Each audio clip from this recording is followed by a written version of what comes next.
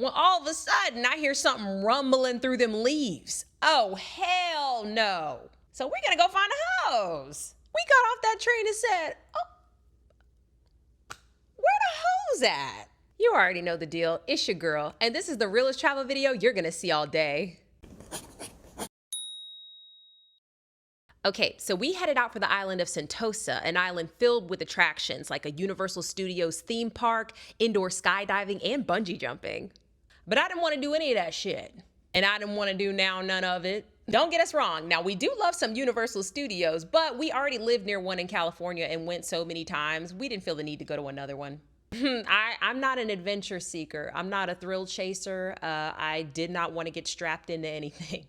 Okay, I didn't want to get tied down to anything. All right, I didn't want to have to sign any waivers. Okay, I didn't want to have to jump off of anything. I'm very safe, baby. I'm a life insurance policy writer's dream, honey, because I'm staying on the ground, firmly rooted on the ground.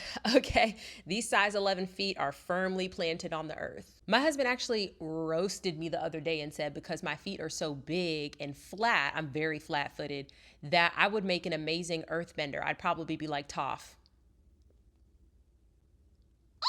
Okay, yes, period, Toph, but don't do me. I could be a cute Toph.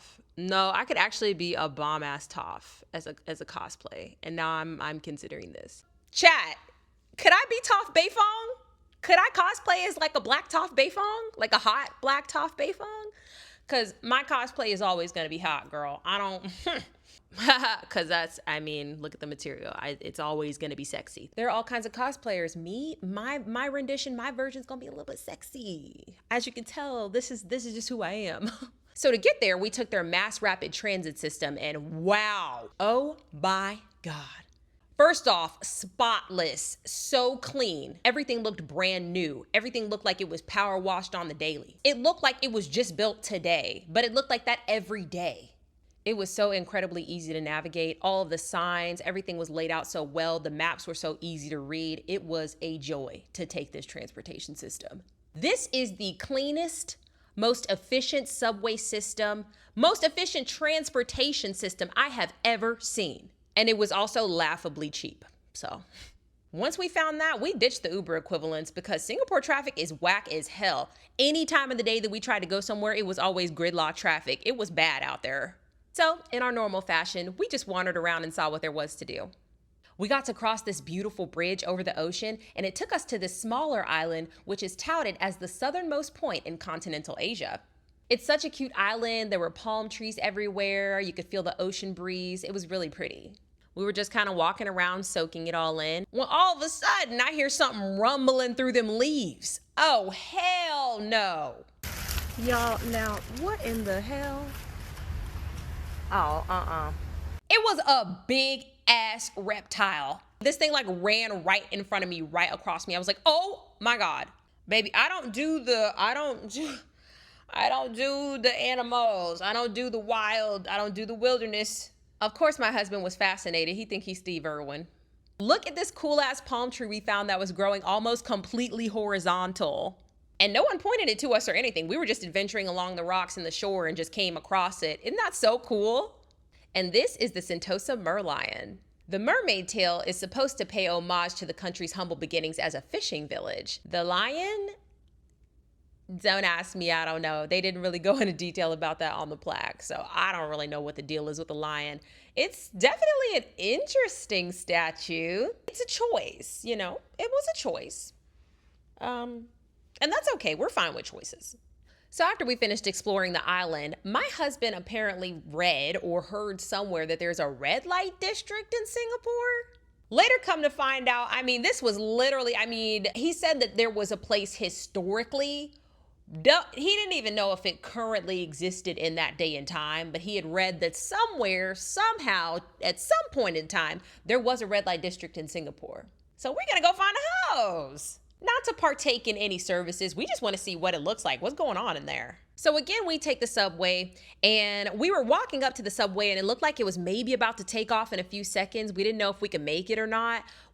Somehow there was a miscommunication. My husband thought we were gonna take the subway. I was like, nah, not enough time to get on there. I was just gonna hang back.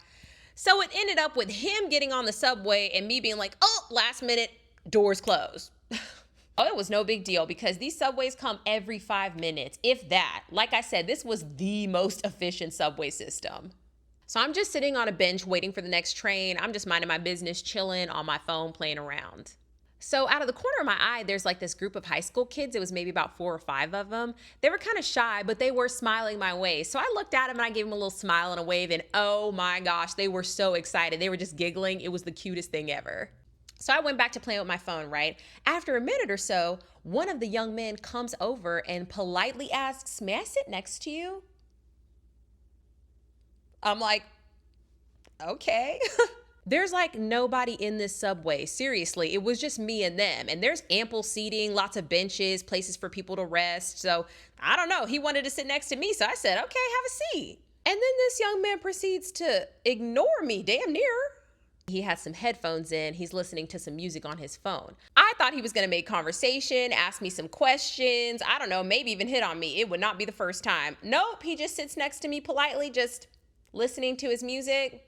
He would look over at me every now and then and then just go back to what he was doing. He really just sat next to me to vibe. It was honestly kind of cute. It was just so wholesome.